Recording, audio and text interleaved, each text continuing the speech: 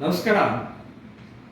ತೆಲಂಗಾಣ ಮತ್ತು ಆಂಧ್ರ ಪ್ರದೇಶದಲ್ಲಿ ರಂಜಾನ್ ಹಬ್ಬದ ನಿಮಿತ್ತವಾಗಿ ಸರ್ಕಾರಿ ನೌಕರರಿಗೆ 1 ಗಂಟೆ ಮುಂಚೆನೇ ಅವರಿಗೆ ಬಿಡುವನ್ನು ಮಾಡಿಕೊಟ್ಟಿದೆ.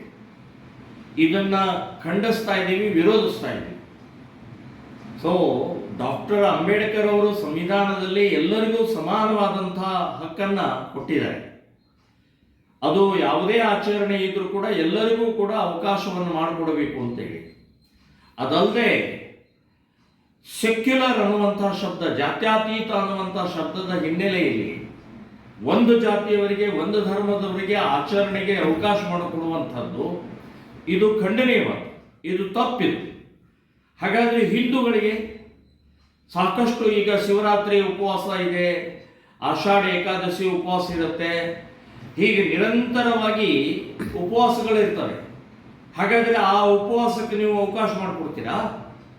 ಹಾಗೇನಾದರೂ ಅವಕಾಶ ಮಾಡಿಕೊಡೋದಾದರೆ ಇಡೀ ಸರ್ಕಾರಿ ಕಚೇರಿಗಳೇ ಖಾಲಿ ಆಗ್ತವೆ. ಸೊ ಸರ್ಕಾರಿ ಕಚೇರಿ ಅಂತನ್ನುವಂಥದ್ದು ಇದು ಧರ್ಮಾತೀತ, ಜಾತ್ಯತೀತವಾದಂಥದ್ದು. ಎಲ್ಲರೂ ಕೂಡ ಅಲ್ಲಿ ಸಮಾನವಾಗಿ ಕೆಲಸ ಮಾಡಬೇಕು ಅನ್ನುವಂಥ ಹಿನ್ನೆಲೆಯಲ್ಲಿರುತ್ತೆ. ಹಾಗಾದರೆ ಈ ರೀತಿಯ ತುಷ್ಟೀಕರಣದ ಹಿನ್ನೆಲೆಯಲ್ಲಿ ಒಂದು ಮತ ಬ್ಯಾಂಕದ ದೃಷ್ಟಿಕೋನ ಇಟ್ಟುಕೊಂಡು ಕಾಂಗ್ರೆಸ್ಸು ಇದು ನಿರಂತರವಾಗಿ ಅವರನ್ನು ಓಲೈಸುವಂಥ ಪ್ರಕ್ರಿಯೆ ಹಿನ್ನೆಲೆಯಲ್ಲೇ ಇವತ್ತು ತೆಲಂಗಾಣದಲ್ಲಿ ಮಾಡ್ತಾ ಇರೋದು, ಆಂಧ್ರ ಪ್ರದೇಶದಲ್ಲಿ ಮಾಡ್ತಾ ಇರುವಂಥದ್ದು ಖಂಡನೀಯವಾದ್ದು. ಇದು ತಪ್ಪು. ಕರ್ನಾಟಕದಲ್ಲೂ KPCC ಅಧ್ಯಕ್ಷರಾದಂಥ ಹುಸೇನ್ ಕೂಡ ಇವತ್ತು ಉಪಾಧ್ಯಕ್ಷರಾದಂಥ ಅವರು ವಿನಂತಿಯನ್ನು ಮಾಡಿದ್ದಾರೆ, ನಮಗೂ ಅವಕಾಶ ಮಾಡಿಕೊಡಿ ಅಂತ ಹೇಳಿ. ಇದೇ ಹೇಳೋದು, ಇದೊಂದು ರೋಗ, ಇದೊಂದು ಕ್ಯಾನ್ಸರ್, ಇದು ವೈರಸ್. ಇದು ಒಂದು ಕಡೆ ಕೊಟ್ಟ ತಕ್ಷಣ ಇನ್ನೊಂದು ಕಡೆಗೆ ಅದನ್ನು ಹರಡಿಸುವಂಥ, ಅದನ್ನು ತಗೊಳ್ಳುವಂಥ ಮಾನಸಿಕತೆ ಇದು.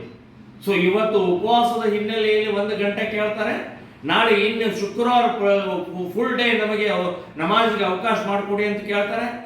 ಈ ರೀತಿಯ ತುಷ್ಟೀಕರಣಕ್ಕೆ ಇದಕ್ಕೆ ಎಂಡ್ ಇಲ್ಲ.